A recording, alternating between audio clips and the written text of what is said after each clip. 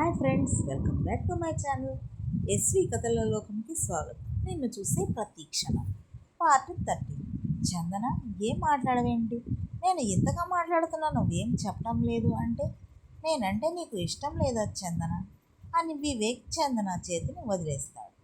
కానీ ఈసారి చందన వెనక్కి తీసుకున్న వివేక్ చేతి పట్టుకొని అతని కళ్ళల్లోకి చూస్తుంది.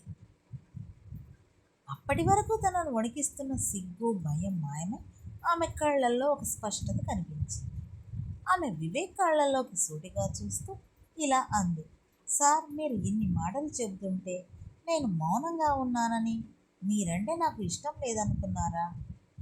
నా మౌనం మీ మాటలు కాదనడానికి కారణం ఉంది సార్ అని ఆమె కళ్ళల్లోంచి కన్నీళ్లు కార్చుతూ గొంతులో వణుకుతూ, నాలాంటి సామాన్యమైన అమ్మాయిని ఇంత గౌరవంగా మీ జీవితంలోకి ఆహ్వానించడం నా పూర్వజన్మ స్కృతం సార్ అని అంటుంది చందన. మీ మీద నాకు ఇష్టం లేకపోవడం ఏంటి సార్? మిమ్మల్ని చూడకుండా ఒక్క నిమిషం కూడా ఉండలేనంతగా మిమ్మల్ని నేను ప్రేమిస్తున్నాను. మీ చేతిని నేను వదిలేయడం కాదు సార్, మీరు ఏ రోజు ఈ చేతిని వదలకుండా అనుక్షణం నేను మీ పక్కన ఉండాలని ఆశిస్తున్నాను సార్ అని అంటుంది. చందన మాటలు వినగానే వివేక్ కళ్ళలో ఒక వెలుగు మెరిసింది. ఆమె తన చేతిని వదిలేయడం కాదు, తన మనసులో అతనికి ఎంత స్థానం ఇచ్చిందో అని అతను మురిసిపోయాడు. చందన, నీ నోటి నుంచి ఈ మాట వినడానికి నేను ఇందాకటి నుంచి ఎదురు చూస్తున్నాను. కానీ నీ మౌనంగా ఉండటం వల్ల నా మనసు చాలా బాధపడింది.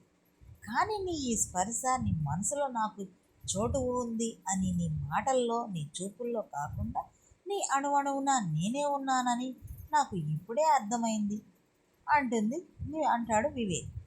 నా ఈ ప్రాణం ఉన్నంత వరకు ఈ చెయ్యి మీ తోడు కోరుకుంటుంది సార్. నా లోకం మీరు, నా అమ్మ, మీ ఇద్దరి ఆశీస్సులతో మీ నీడలో బతకాలని ఉంది సార్. ఆ చల్లటి గాలిలో వారిద్దరి చేతులు పెనవేసుకొని ఉన్న ఆ క్షణం మాటల అవసరం లేకుండానే ఒకరికొకరు జీవితాంతం తోడుంటామని ప్రమాణం చేసుకున్నట్టుగా ఉంది.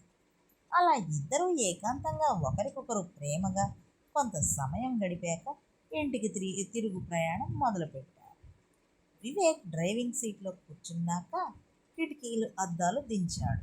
లోపలికి ప్రవేశించిన ఆ చల్లటి గాలి చందనాను తాకుతుంటే ఆమె అల్లరిగా ఎగురుతున్న తన చున్నీని సరిచేసుకుంటూ వివేక్ వైపుకు చూసింది.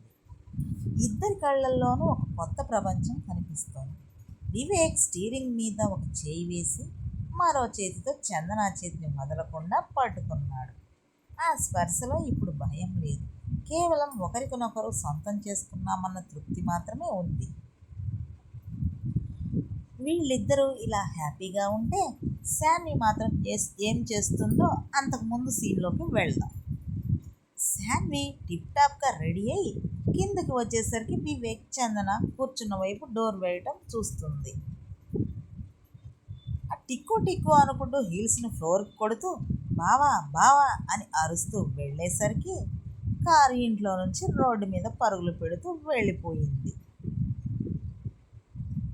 ఛ అని అక్కడే ఉన్న ప్లాస్టిక్ పూల కుండీని తన్ని, నన్ను కాదని ఆ పల్లెటూరు దాన్ని మహారాణిలా ఎక్కించుకొని పోతావా బావా అని శాన్వి ఆ అక్కస్తో క్యాబ్ బుక్ చేసుకొని వాళ్ళ బావ కారు కనపడక డ్రైవర్కి ఇస్తానన్న అమౌంట్కి డబల్ అమౌంట్ ఇస్తానని వాళ్ళ బావ కారు నంబర్ చెప్పి ఫాలో చేయమంటుంది.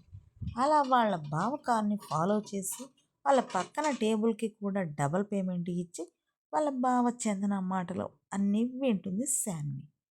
అలా చల్లటి గాలిలో ఒకరి చేతులు ఒకరు పట్టుకుని మనసులోని ప్రేమనంతా పంచుకున్నాక వివేక్ కార్ స్టార్ట్ చేశాడు. ఆ రాత్రి ప్రయాణం వారిద్దరికీ ఒక మధురమైన జ్ఞాపకంలా సాగింది. వివేక్ కార్ నెమ్మదిగా ఆ విశాలమైన బంగ్లా ఆవరణలో ప్రవేశించింది. రాత్రివేళ ఆ బంగ్లా చుట్టూ ఉన్న తోటలోని పూల సువాసనలు, నిశ్శబ్ద వాతావరణం ఆ ప్రదేశానికి ఒక కొత్త అనుభూతిని ఇస్తున్నాయి.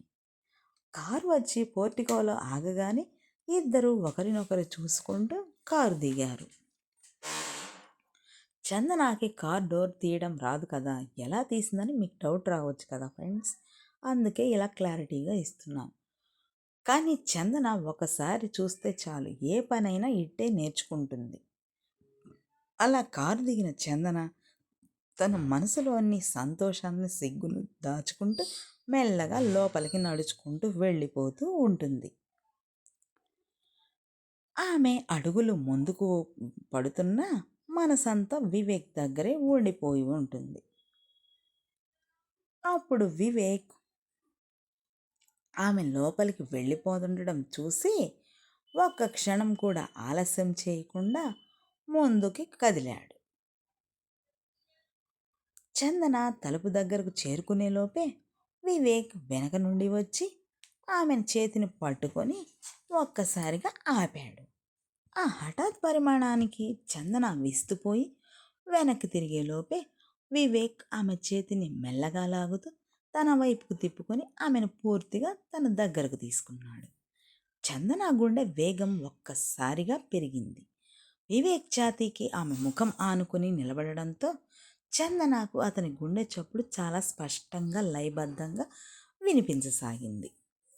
వివేక్ కౌగిలిలో చందన అలా నిశ్చలంగా ఉండిపోయింది. ఆమె ముఖం అతని విశాలమైన ఛాతీకి ఆనుకుని ఉండటంతో అతని కోటు గుండీల వెనుక వేగంగా కొట్టుకుంటున్న ఆ గుండె చప్పుడు ఆమె చెవులను తాకింది. అది కేవలం ఒక శారీరక స్పందన కాదు. అప్పటి వరకు ఏ అమ్మాయి కోసము కొట్టుకొని ఆ హృదయం ఇప్పుడు చందన కోసమే కొట్టుకుంటోంది. చిన్న వయసులోనే తల్లి వదిలేసి వెళ్ళిపోయినప్పుడు వివేక్ గుండె ఎంతో గాయపడింది. ఈ ఆ గాయం వల్ల అతను తన హృదయం చుట్టూ ఒక పెద్ద నమ్మక ద్రోహపు గోడను కట్టేసుకున్నాడు. ఎవరిని లోపలికి రానివ్వలేని ఆ గుండెలో ఎవరికి ఆ ప్రేమను పంచను లేదు. కానీ ఈరోజు చందన రూపంలో వచ్చిన ఆ పవిత్రమైన ప్రేమ అతని గుండెలోని ఆ పాత గాయాలన్నింటినీ ఒక్కసారిగా తుడిచేసింది. అతను ఛాతీలో తలదాచుకున్న చందనకు ఆ హృదయ స్పందనలో ఒక తెలియని ఆర్తి, తపన వినిపించాయి. ఇన్నాళ్ళు నేను అనుభవించిన ఒంటరితనాన్ని నీ ప్రేమే దూరం చేసింది చందన అని అంటాడు వివేక్. ఇకపై నా ప్రతి శ్వాస, నా ప్రతి గుండె చప్పుడు నీకోసమే అని ఆ హృదయం ఆమెకు నిశ్శబ్దంగా చెప్తున్నట్లు అనిపించింది. వివేక్ తన చేతులను ఆమె నడుము చుట్టూ ఇంకాస్త బిగించి తన గుండెలకు మరింత గట్టిగా హత్తుకున్నాడు. అతని శ్వాస వేగం పెరిగింది. తన జీవితంలో ఉన్న శూన్యతను భర్తీ చేసిన నా దేవతను ఎప్పటికీ వదిలిపెట్టకూడదని ఒక గట్టి సంకల్పం ఆ క్షణంలో అతని హృదయంలో స్థిరపడింది. ఆ నిశ్శబ్ద రాత్రిలో ఆ విశాలమైన బంగ్లా ముందర వారిద్దరి గుండె చప్పుళ్ళు ఒకదానితో ఒకటి పోటీ పడుతూ ఒకే లయగా మారిపోయాయి.